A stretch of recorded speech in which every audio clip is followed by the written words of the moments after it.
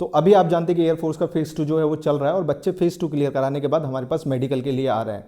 तो मैं आपको एक चीज़ बता दूं कि अगर आपने फेज 2 क्लियर कर लिया है और अब आप अगर कहीं मेडिकल के लिए जा रहे हैं, जैसे ये भाई है, इस भाई का 31 तारीख को मेडिकल है, ठीक है, फेज 2 इनका क्लियर है, सारी चीज़ें इनकी क्लियर है। फेज 2 क्लियर है दोस्त आपका? यस यस सर, क्लियर है। एयरफोर्स का एग्जाम अच्छे से क्लियर यस सर, क्लियर किया था। क्लियर किया था। और कितने कितने मार्क्स हैं आपके?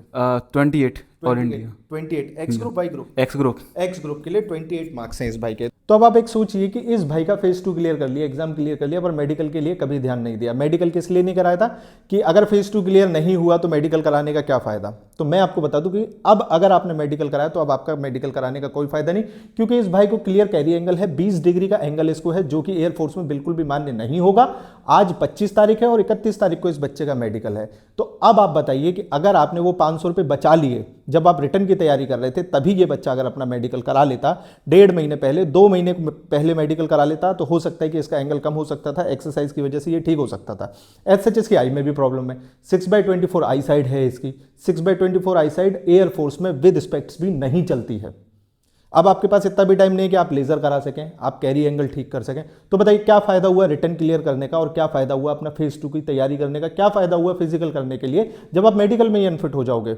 तो प्यारे बच्चों, इस चीज़ को समझो। मैं कभी नहीं बोलता कि आप एसएसआर प्री मेडिकल सेंटर पर ही मेडिकल कराने आए, बट मेरे भाई अगर आप तैयारी कर रहे हैं तो जिस दिन आपने सोचा है कि आप तैयारी करने जा रहे हैं और आज से मैं फोर्सेस की तैयारी करूंगा, तो सबसे पहला काम आपका जो होना चाहिए वो होना चाहिए कि आप मेडिकल के लिए प्रिपरेशन करें। ऐसा नहीं है क्या कभी आप रिटर्न की तैयारी तब करते हो जब आप रिटर्न का कॉल लेटर आपके पास आ जाए, या फेज 2 की तैयारी या फिजिकल की तैयारी आप तभी करते हो कि जब फिजिकल का कॉल लेटर आ जाएगा, मेरा रिटर्न क्लियर हो जाएगा तो मैं फिजिकल की तैयारी करूंगा, वरना मैं घर पे सोऊंगा नहीं ना। तो फिर मेडिकल के लिए हम ऐसा क्यों सोचते हैं मेरे भाई।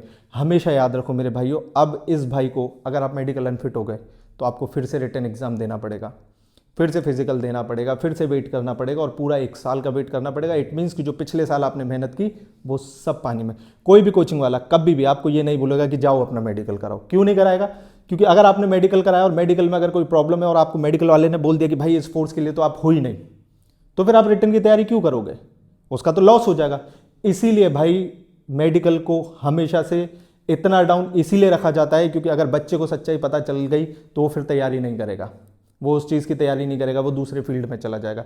बट मुझे ऐसा लगता है कि आप इसे अंडररेट इसीलिए रखना चाहते हो ताकि सच्चाई सामने ना आ जाए और आप लोगों के बिजनेस चलते रहें। मत कीजिए ऐसा।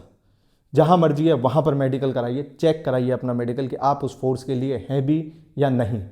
कैसे फिट होगा ये अब तो यही बच्चा जानता है, क्योंकि हमारे हाथ में कुछ भी नहीं है, जादू नाम की कोई चीज़ नहीं होती है। तो ध्यान रखिए बच्चों, जब भी आप फोर्सेस की तैयारी करने जा रहे हैं सबसे पहले अपना मेडिकल कराएं। थैंक यू सो मच साथियों।